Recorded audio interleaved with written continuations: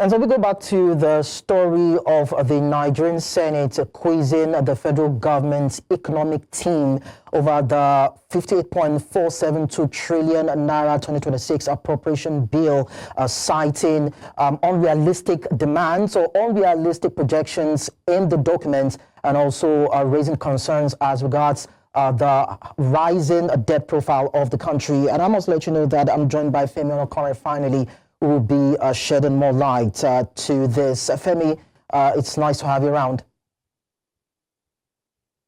Good afternoon. Nice to be around.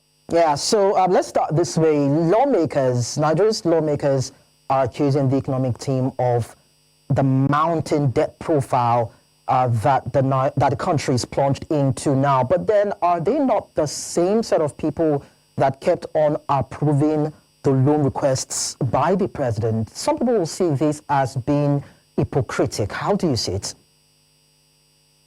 The truth is we have to face reality, and it is very welcome what the House is doing, because we also need accountability at all levels of governance.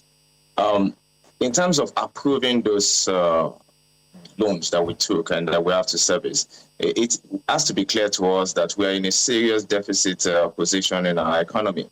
Our revenue projections are usually very, very low compared to what we actually need.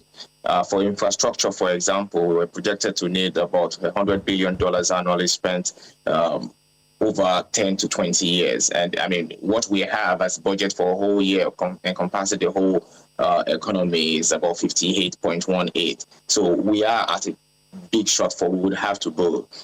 We have a deficit of about 40% on the current position, and it's quite concerning for any projection for stability. However, we are a bit hampered by some of those local situations like dropping oil production, insecurity concerns, and all. And we have the legacy issue of debt servicing that we just have to accommodate whichever way we want to do it, or else we'll lose our credit rating, and if we don't get access to credit, it becomes even harder to finance whatever project's position we're looking at.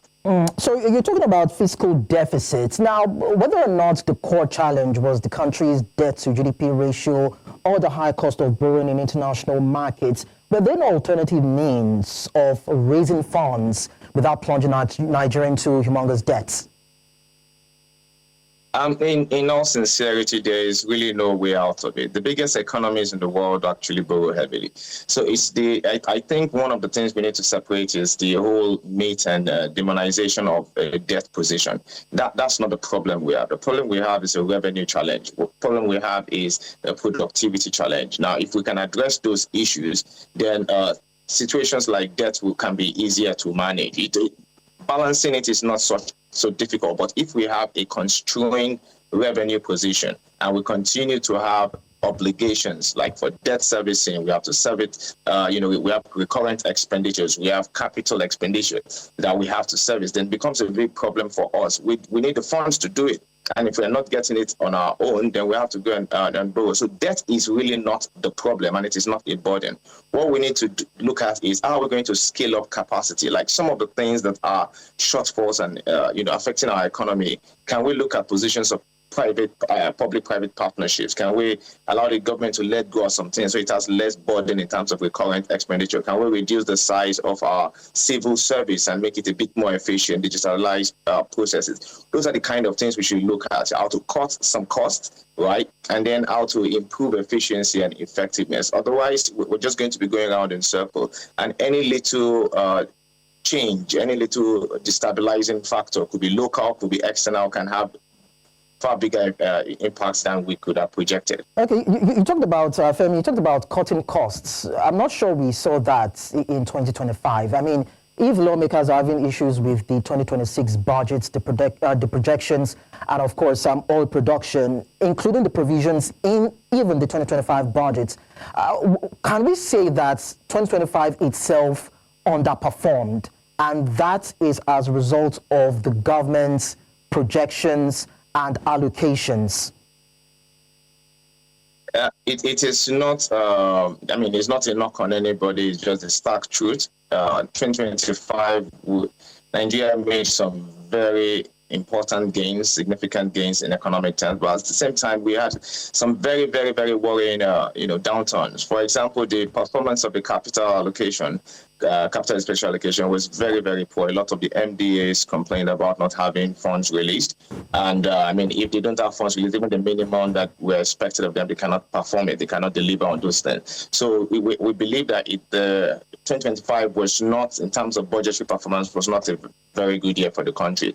Although we made some gains in terms of the stability of the Naira, which is due to our own monetary management, as well as out of our control forces like the US's position, international, the global market performance and monetary systems. So we've made some gains, but in all sincerity, the budget fell well below expectations. And this is also reflected in the commitments by the government at different points since the beginning of the year. Okay. Even while this budget was being prepared, that the shortfall in capital expenditure will be made for within the first quarter of this year. Okay, so earlier on you talked about the issue with productivity challenge. Nigeria did not meet the OPEC quota, 1.5 million barrels thereabouts of oil. How do we deal with this production deficit if we are hoping to scale up our financial capacity?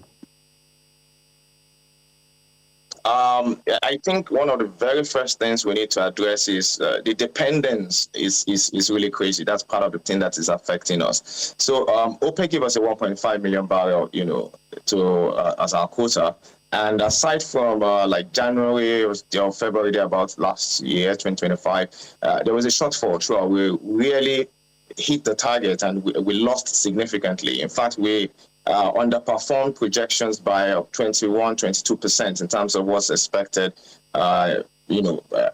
barrels of crude oil to be produced. Now, in this new one, as much as I respect what the Minister of Finance is saying about a stretch target, I think it's a bit of a stretch, right, to move from underperforming below performing below 1.5 to setting the target at 1.74. And I think last year we had it on 1.64. So I think that needs to be properly managed, even though we understand that there are security challenges, there are shut-in for oil wells that need to be opened up, there are significant policy changes that could be drivers of that sector and stabilize that sector. I think projection should be more aligned to reality so that when you have shortfalls, you know exactly what to do. Right now, the disparity is a bit Femi, too much. Femi, that would mean that, of course, the country's economic team will need to be more realistic with their projections. Thank you so much. Yes, definitely. Yeah, thank you, Femi Onokanren, for sharing your thoughts with us on the news.